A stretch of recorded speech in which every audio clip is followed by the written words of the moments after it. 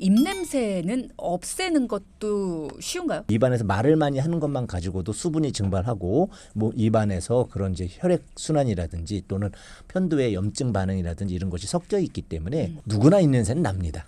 그러나 그것이 다른 사람에게 문제를 준다든지 스스로도 인지를 한다든지 이런 경우라면 이제 치료를 하시는 것이 좋겠죠. 자, 오늘은 입냄새의 다양한 원인과 치료법에 대해 자세히 알아보겠습니다. 한의학에서는 입냄새의 원인을 대부분 구강적인 문제로 보고 있는 건가요? 구강적인 원인에 의한 부분은 이제 치과 통계적인 요소로 10중 8구인 것이고요. 네.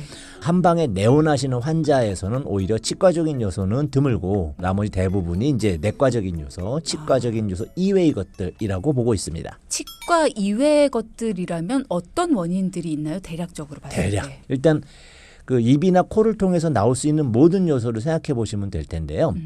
가장 가까이 있는 것이 코겠죠. 코 근처에 있는 부비동, 그러니까 비염과 축농증이 원인이 되는 경우가 많이 있고요. 네. 이제 두 번째로 안으로 좀 들어가 본다면 기관지염과 폐렴 같은 가래 등에 의해서 호흡기에서 올라오는 냄새도 있겠고 또 위장관에서 역류성 식도염이라든지 위궤양이라든지 이런 요소들도 또 냄새를 유발합니다. 소화불량도 마찬가지고요. 네. 청취자분들이 잘 모르시는 영역 중에는 간질환이라든지 신장질환 또는 이제 당뇨병 이런 환자분들도 이제 냄새를 일으키고요. 또는 어떤 약물, 양약을 이제 드셨을 때도 냄새가 유발되는 경우들도 많이 있죠. 그러면 우리가 보통은 입냄새가 많이 나는 분들은 뭐 껌을 좀 자주 씹거나 네. 아니면은 사탕 같은 것들을 많이 드시는데 구취를 없앨 수 있는 그런 약재 아니면 차 이런 것들이 좀 있을까요? 많이 있는데 각각의 원인별로 굉장히 다양합니다. 구취를 일으키는 원인도 다양하기 때문에 염증인 경우에는 염증에 효과가 있는 차들이 좋겠죠. 그런데 이제 그런 경우가 아니고 수분이 부족한 경우에는 수분을 보강하는 것이 좋겠고요. 이제 치과적인 것이 냄새의 10중 8구라고 했듯이 네. 치석이 원인이라면 오히려 불소가 많이 들어간 치약을 쓰는 것이 음식보다 더 중요할 수 있고요. 또는 스케일링을 자주 하는 것이 더 좋을 수도 있겠고. 이제 염증에 대한 부분이라면 면역력을 올려주는 것들을 위주로 해주면 좋겠고요. 또는 입이 잘 마르고 구강이 건조해지고 이런 분들은 몸 안에 수액을 보충해 줄 수 있는 것들을 위주로 하셔야 되는데 굉장히 다양합니다. 그래서 저희가 구취 같은 경우에는 구취를 일으키는 먹지 말아야 되는 음식에 집중해서 그런 것들을 피해주는 것을 더 권하는 편입니다. 구취를 일으키는 음식이라고 하면 마늘이 일단 생각이 나는데요. 향신료 종류도 포함이 되겠고요. 이제 술 같은 경우, 술은 당이잖아요. 당질의 분해를 하는 과정 중에 이제 수분을 빼앗기게 되고 수분이 부족하면 특히 입냄새가 많이 나게 되죠. 그래서 미지근한 물을 많이 마셔주는 음식보다도 그런 수분 보강이 또 중요한 편입니다. 그러면 예를 들어서 내가 입냄새가 난다. 근데 나는 구강 내에는 문제가 없다. 정말 관리 열심히 했다. 근데도 불구하고 나는 입냄새가 나는데 원인을 모르겠다. 그럼 내 원인을 찾고 싶다면 내가 어디에 문제가 있어서 구강 내에서 입냄새가 나는 건지 스스로 판단할 수 있는 어떤 약간의 방법. 팁이 있습니다. 어떤 게 있어요? 일단 본인의 입냄새를 맡아봐야 되고요. 맡는 방법이 있습니다. 네. 수저라든지 아니면 손등 같은 데다가 깨끗하게 해서 냄새 안 나는지 확인한 이후에 침을 바릅니다. 혀의 안쪽에 침을 바릅니다. 그리고 건조를 시켜요. 마른 느낌 들거든요. 네. 그때 냄새 보면 확실하게 내 구취가 이런 거구나를 느낄 수 있습니다. 그런데 많이 자주 해보시면 내 몸 상태가 다른데 하고 해보면 진짜 다른 냄새가 납니다.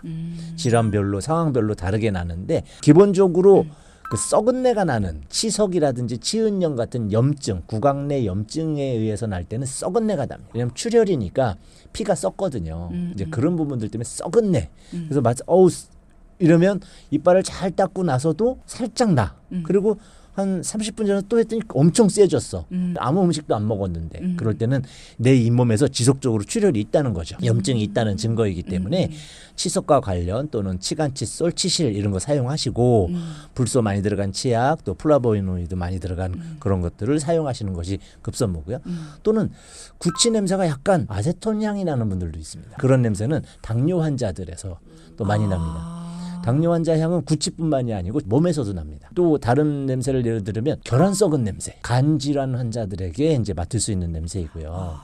또는 이제 신장 질환 환자들은 암모니아 냄새. 우리가 소변 보러 갔을 때 화장실에 나는 그 암모니아 향 있죠. 그런 향이 이제 몸과 입에서 납니다. 그런 것이 이제 그 폐를 통해서 나오기도 하고요. 그런 것들에 의해서 전혀 다른 그런 향을 유발하게 되고 또 이제 소화 불량으로 체했을 때 나는 것은 약간 쾌쾌한 냄새가 납니다.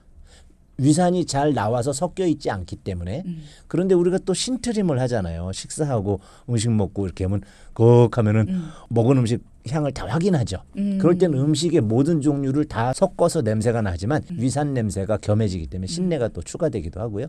또 폐나 기관지염이 있을 때는 여러분들 우리 코로나 때도 많이 느끼셨겠지만 그 가래 같은 거 좀 눅진해진 상태가 되면 가래 냄새 있죠.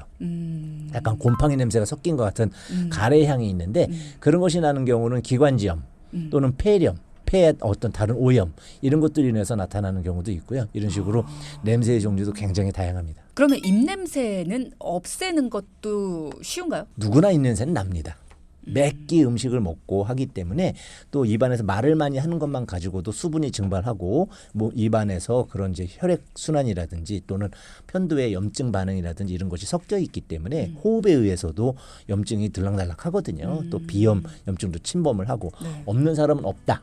그러나 그것이 다른 사람에게 문제를 준다든지 스스로도 인지를 한다든지 이런 경우라면 이제 치료를 하시는 것이 좋겠죠.